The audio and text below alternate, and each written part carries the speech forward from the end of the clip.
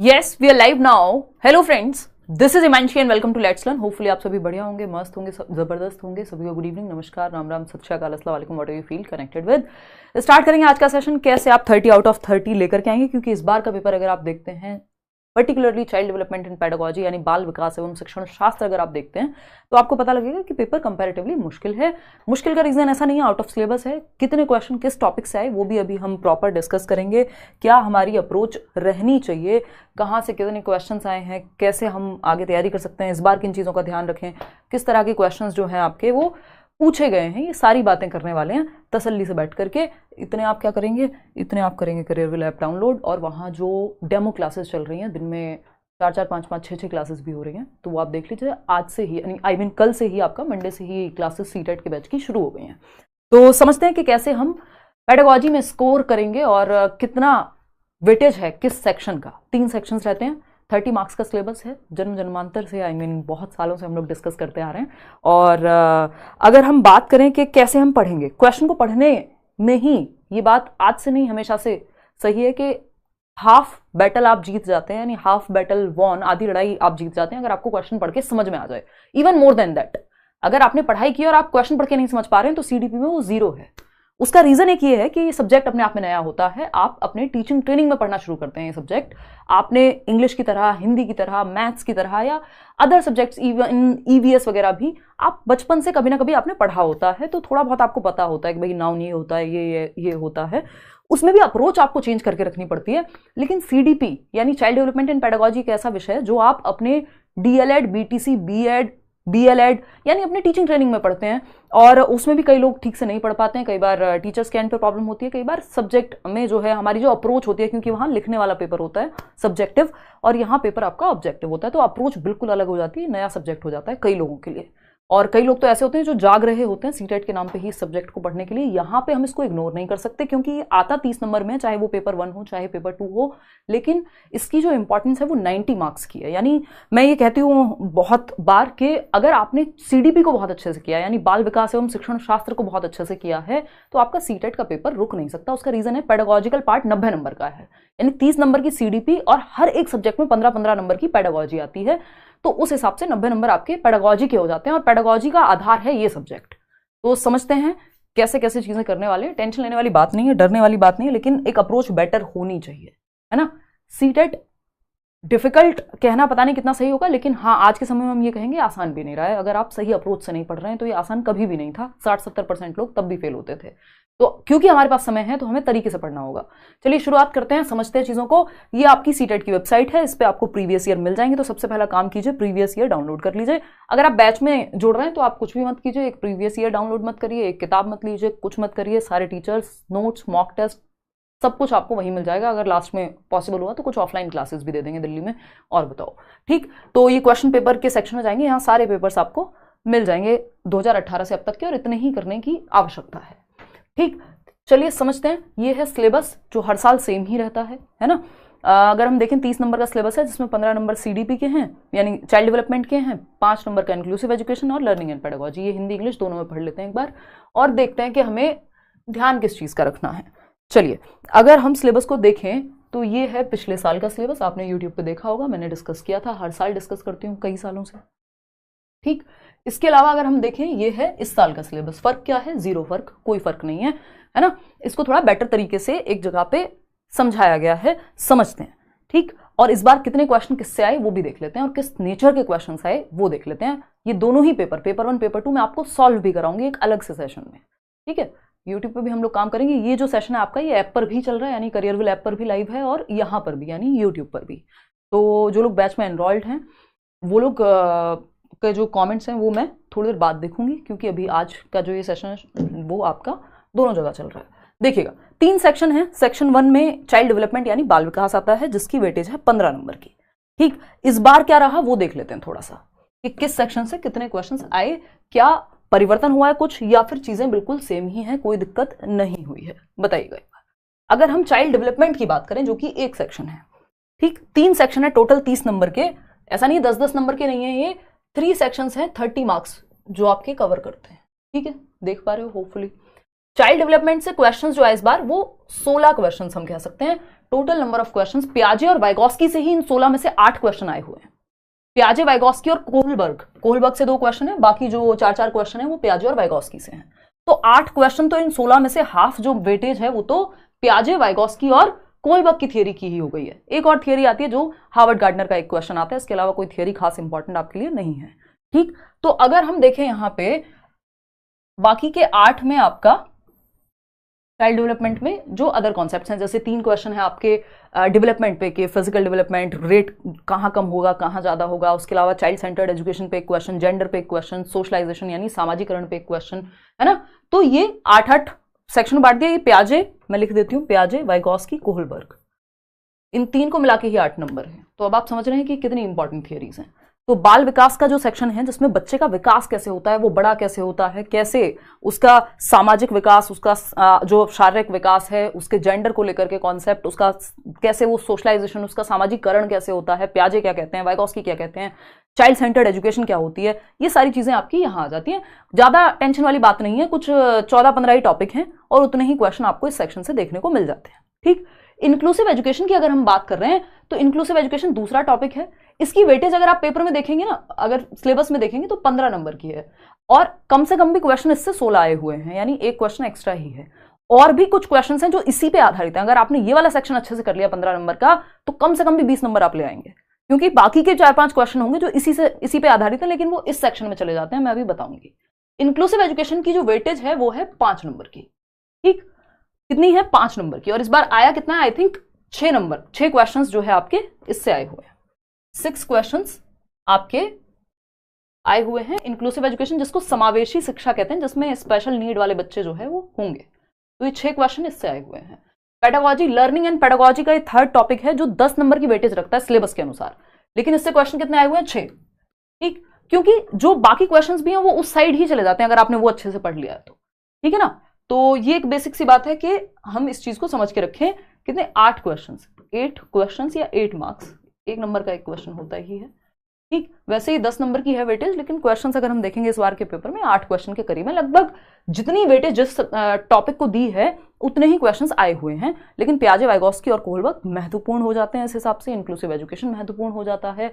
Pedagogy, learning disability नहीं है सिर्फ इंक्लूसिव एजुकेशन। कई लोग सिर्फ डिसेबिलिटी को कि डिस्ग्राफिया, डिसकैल्कुलिया ये रट लिया और समझ लिया भैया इंक्लूसिव एजुकेशन है ये, वो 1 नंबर का क्वेश्चन है सिर्फ डिस्ग्राफिया पे। बाकी इंक्लूसिव एजुकेशन में बहुत कुछ आता है। ठीक है, CWSN चिल्ड्रन हो गए, चिल्ड्रन विद स्पेशल नीड्स, वो तरह तरह के होते हैं। पेडागोजी की अगर हम बात कर रहे हैं, लर्निंग एंड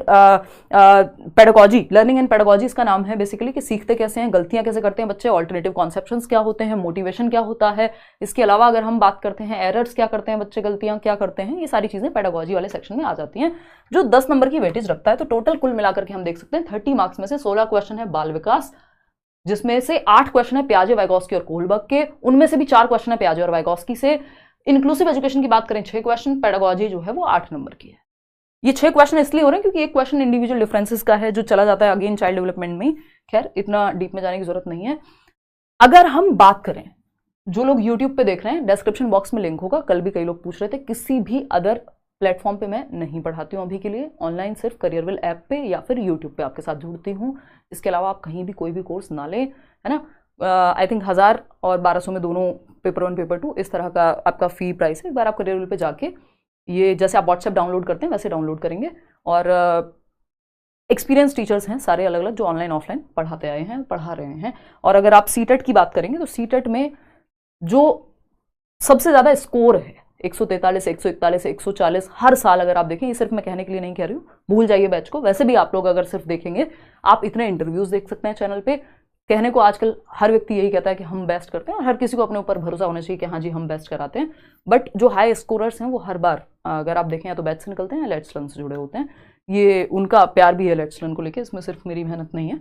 देखिएगा, अगर हम बात करें, और कुछ इंटरव्यूज आपको कल और परसों में भी देखने को मिल जाएंगे, अगर हम बात करें किस चीज की, कुछ क्वेश्चंस की, सिलेबस पे एक बार नजर मारे, है ना। जैसे क्वेश्चन है अकॉर्डिंग टू, अब मान लीजिए डायरेक्ट पियाजे और वाइगॉस्की से नहीं है बट कंस्ट्रक्टिविज्म पे पूछ लिया, रचनावाद, जिससे वो लोग आते हैं, तो यहाँ पे टीचर की महत्ता ज्यादा बढ़ जाती है इस सब्जेक्ट में। उसका रीजन एक सिंपल है कि आपके लिए सब्जेक्ट एक तो नया होता है, दूसरा कॉन्सेप्चुअल अंडरस्टैंडिंग यानी संप्रत्यात्मक समझ नहीं है। यदि कॉन्सेप्ट्स क्लियर नहीं है तो आप पढ़ के भी नहीं समझ पाएंगे। Practice plus conceptual clarity plus practice, दोनों में से किसी एक से भी काम नहीं चलेगा। अभी ऐसा नहीं हो सकता सिर्फ सिलेबस पढ़ लिया और बात खत्म हो गई। जो हमारा कोर्स चलेगा है, जिस तरह से हम लोग डिस्कशन करेंगे इस पूरे सेशन में करियर पे भी, और उसमें क्या रहेगा कि चैप्टर के साथ, मेरा तरीका भी यही है, चैप्टर के साथ आपको जो भी क्वेश्चंस काम के हैं वो भी साथ साथ कराते हुए चलेंगे, और प्रैक्टिस शीट्स और वो सब मिलता ही है, ताकि चीज़ें क्लियर रहें। 30 आउट ऑफ 30 का टारगेट आप रख पाएँ और अचीव भी कर पाएँ। बहुत बार बहुत सारे लर्नर्स ने किया है पहले। अच्छा, असर्शन और रीजनिंग के क्वेश्चंस जो हैं, इस बार भी 4 से 5 क्वेश्चन रहे हैं एक सेक्शन में अगर हम देखें। और जैसे एक क्वेश्चन है कि teacher should work hard to break down, ये मैं अलग से कराऊंगी एक सेशन में, है ना। ये क्वेश्चंस मैं आपको अलग से कराऊंगी। पहले एक बार देख लेते हैं, सिलेबस पे नजर मारते हैं। आज एक ओवरव्यू की क्लास है ये, है ना। ऐसा नहीं है कि बहुत डीप में जाके हम कुछ पढ़ रहे हैं, लेकिन हम अपनी स्ट्रेटेजी बना रहे हैं कि पढ़ें क्या। अगर हम घर से निकलते हैं, भैया गूगल मैप में डाल के निकलता है आजकल हर इंसान, हर समझदार व्यक्ति, जहां की लोकेशन भी मुझे पता होती है, जहां का रास्ता भी पता होता है, वहां भी लगा करके निकलते हो आप। क्यों? क्योंकि समय कितना लगेगा ये तो पता लग जाए कम से कम, किस रास्ते पे जाम है, कौन सा टॉपिक मुश्किल लगेगा, ये सब पता तो लग जाए। तो जाना कहाँ है इसकी तैयारी हो रही है आज। अदरवाइज हम चैप्टर 1 से शुरू कर सकते हैं डायरेक्ट। ये हर बार का यही है कि ओरिएंटेशन क्लास जैसा रहता है, जिसमें हम पेपर 2 पेपर 1 दोनों के लिए सेम है सिलेबस। बस इतना सा फर्क होता है कि जो लिखते हैं लोग, जब आप पेपर सॉल्व करेंगे तो आपको पता नहीं लगेगा अगर आपने बहुत अच्छे से पढ़ाई की हुई है, अच्छी जगह से पढ़ाई की हुई है ना। इसमें मैं बार बार इस बात पे जोर दे रही हूं कि अच्छी जगह से पढ़ाई की हुई है, क्योंकि अभी जिस तरह से क्वेश्चंस पूछे जा रहे हैं, नॉर्मल व्यक्ति जिसकी समझ बहुत अच्छी डेवलप नहीं हुई है, पेपर सॉल्व नहीं होता ठीक से। स्पेशली सीडीपी का इस बार का पेपर अगर आप उठाएंगे, जो आंसर की भी मैंने सॉल्व कराई थी, पूरे 30 में से 30 क्वेश्चन सही हैं दोनों ही सेक्शंस के, जबकि पेपर थोड़ा सा language wise moderate to difficult की तरफ था। इजी टू मॉडरेट नहीं था, मॉडरेट टू डिफिकल्ट की तरफ था, ठीक है ना। तो अगर हम बात करते हैं चाइल्ड डेवलपमेंट की, बाल विकास की, 15 नंबर का वेटेज है। और इसमें अगर हम देखें यहां पे टॉपिक कितने हैं देख लेते हैं। 3 सेक्शन है टोटल, जिसमें से चाइल्ड डेवलपमेंट एक है, इंक्लूसिव एजुकेशन एक है, 5 नंबर का। तो 15 + 5 कितने बन गए।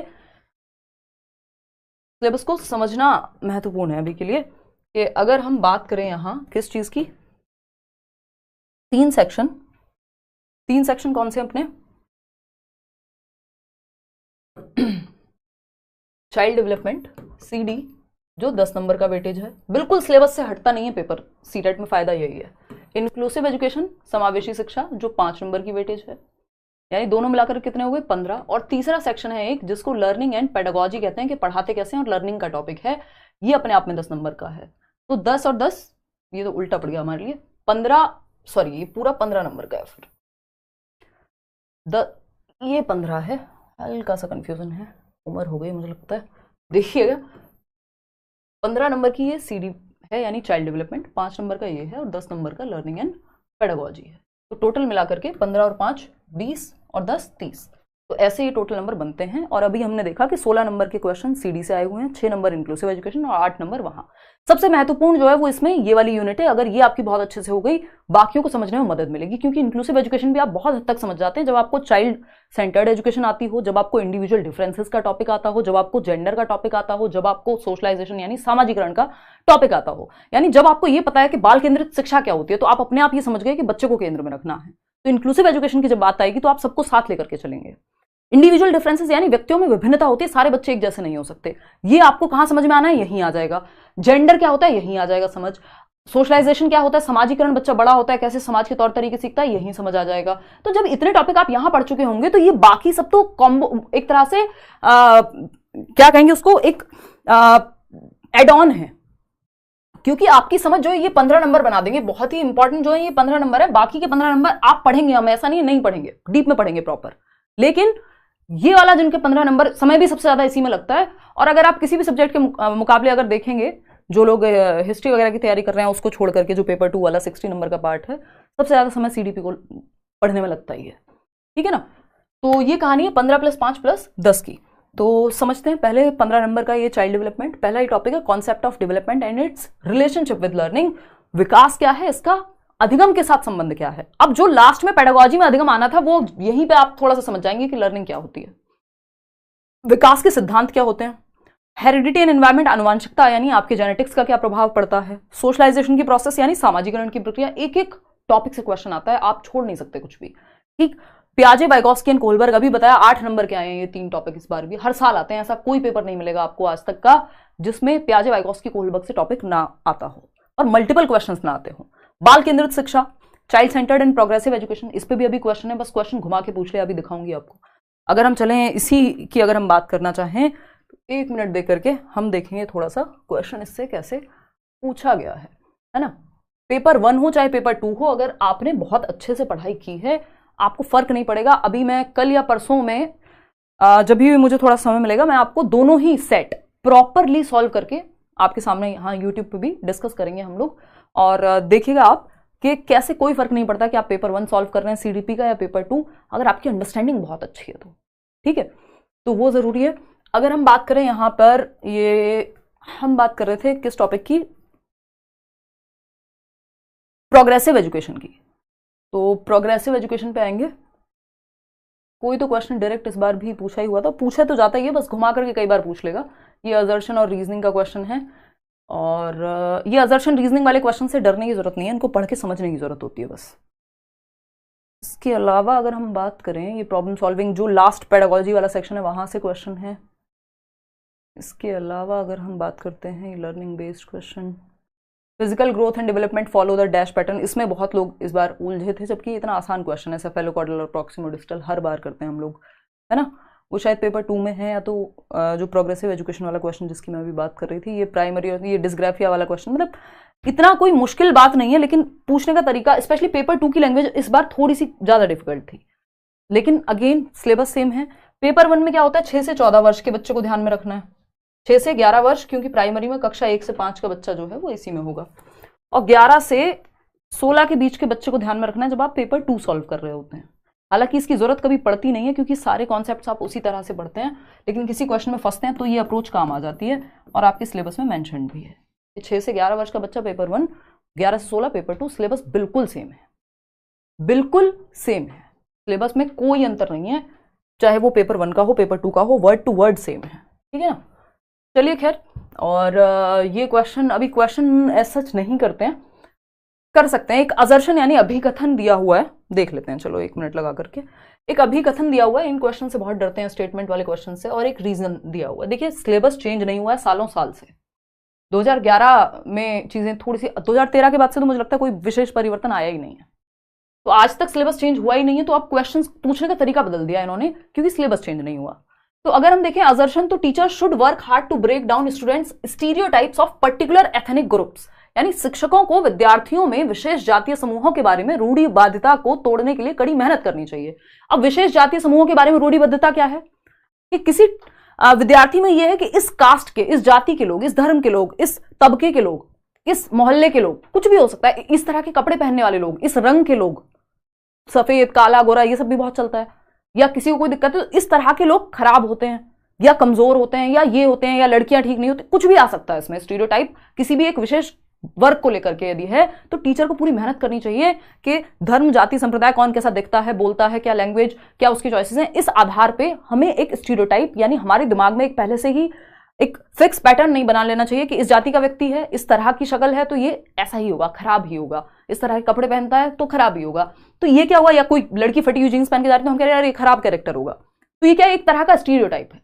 तो स्टीरियोटाइप को तोड़ने के लिए टीचर्स को कड़ी मेहनत करनी चाहिए, बिल्कुल सही बात है। कई टीचर हालांकि प्रमोट करते मिल जाएंगे बट खतरनाक टीचर हैं, वो सही मायने में टीचर नहीं कहेंगे उनको, कई बार अनकॉन्शियसली भी व्यक्ति कर देता है, सबकॉन्शियसली कि उसको पता ही नहीं होता।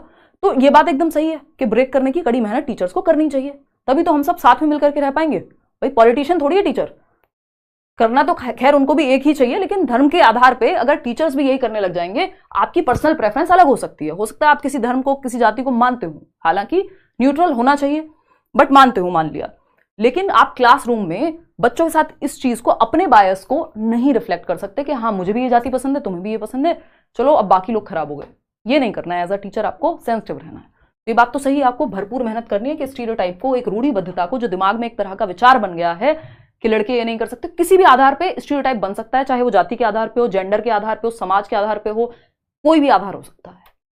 तो ये बात सही है। इसका रीजन क्या दिया है, अ की educational objective is to enable students to engage in critical self reflection, यानी इसका कारण क्या दिया है, क्यों करनी चाहिए भाई, रूढ़िबद्धता को तोड़ने का जो भरसक प्रयास है टीचर्स को क्यों करना चाहिए, रीजन दिया, शिक्षा का एक प्रमुख उद्देश्य विद्यार्थियों को समालोचनात्मक आत्मचिंतन के लिए प्रोत्साहित करना है, क्योंकि एजुकेशन सिर्फ रट्टे लगाना नहीं है।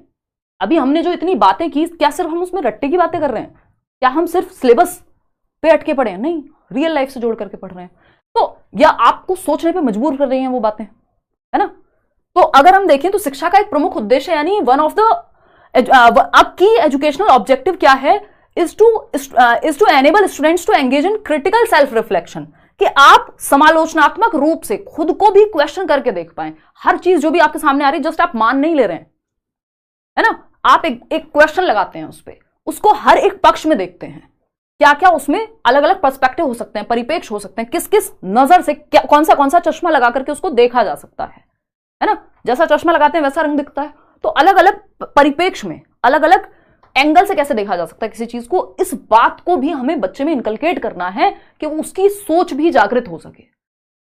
तो इसलिए स्टीरियोटाइप ब्रेक करने की पूरी कोशिश करनी चाहिए। क्यों? क्योंकि एजुकेशन का एक उद्देश्य यह भी है कि बच्चा सेल्फ क्रिटिकल रिफ्लेक्शन भी कर सके, प्रकाश डाल के देखे कि क्या जो मैं कर रहा हूं वो सही है, क्या मेरा ये बिलीफ सही है। हर चीज पे एक क्वेश्चन मार्क होना चाहिए, ठीक? और तब जाकर के एक एनालिसिस के बाद एक कंक्लूजन तक पहुंचे। बात एकदम सही है भाई, ऐसा इसलिए करना है क्योंकि एजुकेशन का एक की मोटिव ये भी है कि एक सेल्फ रिफ्लेक्शन आए बच्चे में, वो अपनी तरफ झांक करके देखे, सिर्फ दूसरों में कमियां ना निकाले। तो ये बात सही हो गई, दोनों बातें सही है। और दोनों both A and R is true, but R is not the correct explanation of A. जो आर है वो सही एक्सप्लेनेशन नहीं है, बिल्कुल गलत। मैं तो आपको चेक कर रही थी, ऐसे तो कहते हैं पुराने टीचर्स, चेक कर रहे थे हम तो तुम्हें कि तुम्हें पता है कि नहीं पता, है ना? आंसर क्या सही होगा इसका? डी, कि both A and R true and R is the correct explanation of A, कि ए और आर दोनों सही हैं और आर जो है वो ए की सही व्याख्या करता है। ऐसा बहुत बार हो सकता है कि जो आर है वो भी सही हो, ए भी सही हो, बट ए कुछ और गा रहा हो, आर कुछ और गा रहा हो। वो ए कैसा है? ए सही है अपनी जगह। मम्मी ने पूछा बेटा पानी पियोगे? आपने कहा मम्मी वो बहुत, क्या कहें, मम्मी मेरा दिल टूट गया। मम्मी कह रही बेटा पानी पियोगे? आपने कहा मम्मी दिल टूट गया, बहुत बुरी लड़की थी, बेवफा निकली। मम्मी कह रही बेटा पानी पीने का पूछ रही हूं, पेपर का क्या हुआ आज? तो दोनों अपनी अपनी जगह सही बातें कर रहे हैं, बट मैच नहीं हो पा रही बात। जो असर्शन था, जो स्टेटमेंट था मम्मी का, वो आपका रीजन मैच नहीं हो पा रहा उससे, है ना? तो कुछ का कुछ ही चल रहा है। तो वो वैसा हो जाता है कि ए और आर दोनों सही है, लेकिन वो एक ही सही करेक्ट एक्सप्लेनेशन नहीं है। एक ही सही करेक्ट एक्सप्लेनेशन क्या होती? मम्मी ने पूछा पानी पियोगे? आप कहते हैं हाँ पी लूंगा मम्मी, या नहीं पीऊंगी, व्हाटएवर, है ना? लेकिन आप कहीं और ही चले गए, तो आपने सही रीजन नहीं दिया उस स्टेटमेंट का जो मम्मी ने पूछा था। कूटेंगी मम्मी, एग्जैक्टली। तो ये क्या हुआ? ऐसी हंसी मजाक में पढ़ते हैं हम लोग, कोई दिक्कत वाली बात नहीं है। अब ये क्या हुआ? दोनों बातें अपनी अपनी जगह सही है, लेकिन इस स्टेटमेंट के साथ आपका रीजन सही नहीं है, अब आपकी कुटाई होने वाली है, ठीक है ना? तो बस उसमें उतना ही हो जाता है कि ए और आर दोनों सही है, बट आर करेक्ट एक्सप्लेनेशन नहीं है ए की, जबकि यहां पे दोनों चीजें जो है सही है। रीजन भी सही है कि एजुकेशन का एक मोटिव है, ठीक है? चलिए खैर, तो बढ़िया से समझेंगे। समय लगता है इन कॉन्सेप्ट्स को पहले समझने में, फिर क्वेश्चंस को उस तरह से प्रैक्टिस करने में। ये 2 मिनट का काम नहीं है, और होना भी नहीं चाहिए, नहीं तो आप पेपर में भूल जाएंगे अगर रट्टे लगा के जाएंगे तो, है ना? रटंत विद्या चलंत नहीं, और सीटेट में तो स्पेसिफिकली नहीं चलती, ठीक है ना? चलिए खैर, और देखते हैं आपके सिलेबस के बाकी पॉइंट्स को बचे हुए। वैसे तो आप मुद्दा समझ गए होंगे कि हमें कॉन्सेप्चुअल अंडरस्टैंडिंग पे फोकस करना है। पियाजे, Vygotsky, Kohlberg, child centred education क्या है, कॉन्सेप्ट ऑफ इंटेलिजेंस। इंटेलिजेंस में सिंपल आपको बहुत ज्यादा थियरीज नहीं पढ़नी है, हार्वर्ड गार्डनर और इंटेलिजेंस के बारे में थोड़ा सा जानना है। हार्वर्ड गार्डनर आप पढ़ेंगे मल्टी डायमेंशनल इंटेलिजेंस में, लैंग्वेज एंड थॉट का एक चैप्टर है। जेंडर से एक क्वेश्चन आता ही आता है निश्चित रूप से। इंडिविजुअल डिफरेंसेस यानी व्यक्तिगत विभिन्नताओं से एक क्वेश्चन आएगा। असेसमेंट एंड सीसीई, इससे एक क्वेश्चन आएगा। अब डायरेक्ट सीसी ना करके कि आकलन कैसे करेंगे। अब 5 नंबर का आपका इंक्लूसिव एजुकेशन, समावेशी शिक्षा, हर बच्चे को साथ लेके चलना है।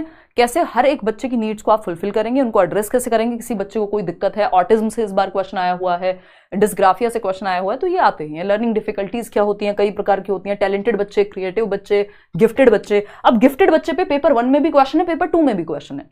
पेपर 1 में सीधा दिया हुआ है, पेपर 2 में उसी को 4 स्टेटमेंट में दे दिया। तो ये जरूरी है कि हम दोनों को साथ में लेकर के चलेंगे कि आसान क्वेश्चन भी करें और मुश्किल भी करें, क्योंकि दोनों का कॉम्बिनेशन आता है पेपर में। ऐसा नहीं है सिर्फ मुश्किल आते हैं या सिर्फ आसान होते हैं। कुछ चीजें, कुछ क्वेश्चंस मॉडरेट डाले जाएंगे, कुछ इजी, कुछ डिफिकल्ट। ऐसी तो कॉम्बिनेशन बनता है जब आप क्लासरूम में पेपर भी बनाते हैं। जो लोग प्राइवेट में भी पढ़ाते होंगे या टीचिंग ट्रेनिंग में भी पढ़ा होगा, जब आप एक ब्लूप्रिंट बनाते हैं या जिस हिसाब से आपको एक मॉडल टेस्ट पेपर भी बनाना है, तो आपको पता होता है 10% डिफिकल्ट, इतने % मुश्किल, इतने %, और वैसे ही आपका पेपर बनता है। तो ऐसा नहीं है कि 30 क्वेश्चन है तो 30 के 30 मुश्किल मिलेंगे, ठीक है? लास्ट सेक्शन है सेक्शन 3, जिसको लर्निंग एंड पेडागोजी कहते हैं हम, अधिगम एवं शिक्षण शास्त्र, 10 नंबर का। How children think and learn, कैसे सोचते हैं, सोचने में भी अलग अलग ढंग से सोचते हैं, जिसको हम ऑल्टरनेटिव कॉन्सेप्शन कह देते हैं। लर्निंग एक सोशल एक्टिविटी कैसे है, ग्रुप में हम अच्छे से कैसे सीखते हैं। मोटिवेशन क्या है, इस बार भी एक्सट्रिंसिक मोटिवेशन पे भी क्वेश्चन है। ऑल्टरनेटिव कॉन्सेप्शन क्या है, इसमें 2-3 और छोटे छोटे टॉपिक हैं, बट वो तीनों इसी में समा जाते हैं, तो इसलिए मैंने उनको हटा दिया है।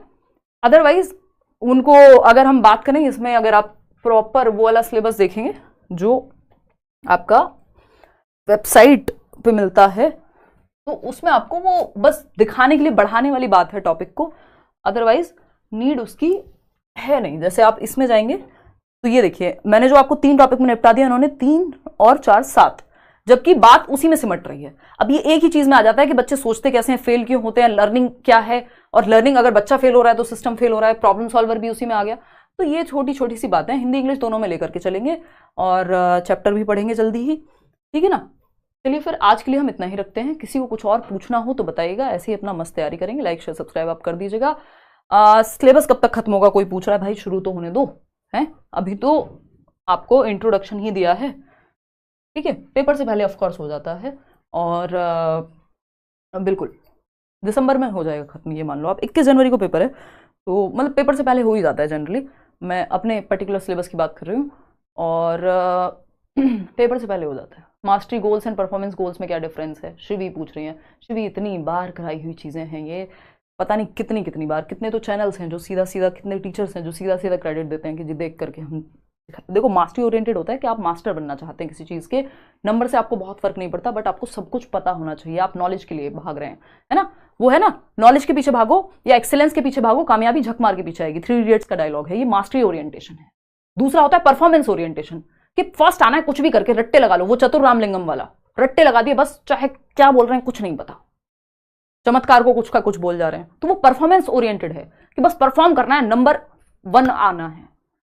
एक होता है फेलियर अवॉइडेंस, जो राजू रस्तोगी था 3 इडियट्स में, कि बस भाई फेल ना हो जाऊं, किसी तरह से पास हो जाऊं, बस इतने नंबर आ जाएं 33%। तो ये 3 ओरिएंटेशन होते हैं लर्निंग के, ये लर्निंग के चैप्टर में पढ़ेंगे, शांति से, काहे टेंशन लेते हो। बुक मेरी आती है सीटेट को लेके भी, बट मुझे लगता है अगर आप बैच में एनरोल्ड हैं तो आपको कुछ भी नहीं लेना है, बाहर से कुछ भी नहीं लेना है, एक सिंगल चीज भी नहीं लेनी है। ये 1000 रुपए का मान लो कोर्स होगा ना, आपको इसके बाद एक बुक लेनी है ना, इसके बाद आपको मॉक टेस्ट लेना है। मॉक टेस्ट सारे मिलेंगे, एक्सपेक्टेड क्वेश्चंस मिलेंगे, एनसीईआरटी के नोट्स मिल जाएंगे, मतलब, और सारे टीचर्स अलग अलग सब्जेक्ट पढ़ा रहे होंगे आपको। तो और ये 1 टाइम फी है। कई लोगों को तो ये लगता है अच्छा 5 महीने का कोर्स है तो हर महीने 1000 रुपए लगेंगे क्या, नहीं, वो एक बार में 5 महीने के होते हैं। तो ये ऑनलाइन एजुकेशन का बड़ा एक ये कहेंगे कि बेनिफिट है कि इस लेवल पे फी जो है आकर के रख गई है, और आप लोग का इतना सपोर्ट रहता है उस चीज़ का भी। चलिए खैर, बीएड वाले फिर पेपर 2 की तरफ जाएं। भरने को आप दोनों भर दो, फिर आगे फ्यूचर में कभी परिवर्तन हो तो ठीक। और सब्जेक्ट पेडागोजी मैडम है हमारे यहाँ, वो कराएंगी। इसके अलावा हिंदी पेडागोजी अभी आपने पढ़ाई, हिंदी सर पढ़ाएंगे, उदय सर पढ़ाएंगे मैथ्स। सीडीपी में पढ़ाती हूँ पूरा 30 के 30 मार्क्स जो हैं, चाहे वो पेपर 1 हो पेपर 2 हो, और ये सबसे इंपॉर्टेंट सब्जेक्ट है और सबसे ज़्यादा जिम्मेदारी का विषय भी मेरे लिए हो जाता है। और अब मैं कुछ कमेंट्स आपके ले लेती हूँ, ऐप पे भी जो जिन लोगों ने किया होगा, मैं देख नहीं पाई हूँ। और टाइम आप मेरे को बताना, यूट्यूब पे 7 बजे रख दें शाम को क्लास, 9 बजे की बजाय। जनरली हम 9 बजे रखते हैं, फिर ऐप में 9 रख देंगे। एक बार आप लोग कमेंट करके बताना कि 7 बजे कि 9 बजे। मैं एक बार एक पोल दे रही हूँ आपको, उसमें बताना, ठीक है ना, क्योंकि इस टाइम तक फिर 10 बज जाते हैं, काफ़ी लेट हो जाता है। एक पोल मैं आपको दे रही हूँ, स्टार्ट अ पोल। हाँ, आप मेरे को बताना कि 7 PM और 9 PM, 7 PM रखें यूट्यूब पे क्लास टाइम जो आपको सूट करे, 7 PM या फिर 9 PM। पोल में चूज करके बताना। अब तो पोल का समय आ ही गया, कुछ दिन बाद हम लोग क्वेश्चंस कर रहे होंगे यूट्यूब पे भी, देखिएगा एक बार, फटाफट से बताइएगा। ये उल्टा कर दिया है, 1 मिनट रुको, 9 PM लिखना था वो, 1 मिनट रुकिएगा, जल्दीबाजी में तो नहीं हो ना, सोने तो नहीं जा रहे हो, मौसम बढ़िया हो गया, मस्त पढ़ाई करो, अब पढ़ने वाला टाइम है ना। क्लास टाइम क्या रखें, आपके मैसेज वाली भाषा में ही पूछ लेती हूँ। और 7 PM, क्योंकि 7 से 9 तक भी खत्म हो जाएगा तो आप सो जाएंगे आराम से, या फिर 9 PM। ये फटाफट से बताओ, फिर छुट्टी करेंगे। आज के लिए इतना ही रखेंगे। आज बेसिकली इंट्रोडक्टरी क्लास थी कि पूछा क्या जाता है, आपने समझ लिया कि 10-15 नंबर की आपकी CD यानी चाइल्ड डेवलपमेंट, बाल विकास, 5 नंबर का इंक्लूसिव एजुकेशन, 10 नंबर का पेडागोजी वाला सेक्शन। ठीक है जी, तो उसी तरह से रखेंगे इसको। हाँ, रात होते होते कई लोगों को सोना होता है, कई लोगों के बच्चे सुबह स्कूल जाते हैं, कई लोग खुद प्राइवेट स्कूल्स में पढ़ाते हैं तो उनको सोना होता है। 38% लोग कह रहे हैं सिर्फ 9 PM, बाकी 60% लोग कह रहे हैं 5 नंबर से लेकर लास्ट पर तरीके से पढ़ना है। वो वाली हरकतें नहीं करनी है अभी कि 10 दिन पढ़ लें, फिर दिक्कत होती है। 2 महीने काफ़ी है क्या बिगनर्स के लिए? मोर देन इनफ है। लोग 1-1 हफ्ते वाले भी आते हैं, लेकिन आप इतने खतरों के खिलाड़ी ना बने, ठीक है ना। 9 बजे ही सही है मैम क्लास, कंचन कह रही हैं। चलो कंचन, थोड़ा सा इस पर सोच के बताती हूँ, कल दिन में भी एक पोल दूंगी मैं, और फिर उसके बाद डिसाइड करेंगे। हाँ भाई, 41% लोग अभी भी हैं जो 9 बजे चाहते हैं क्लास। 9 बजे का वैसे बहुत पुराना टाइम है अपना, कर सकते हैं दोनों में से कुछ भी।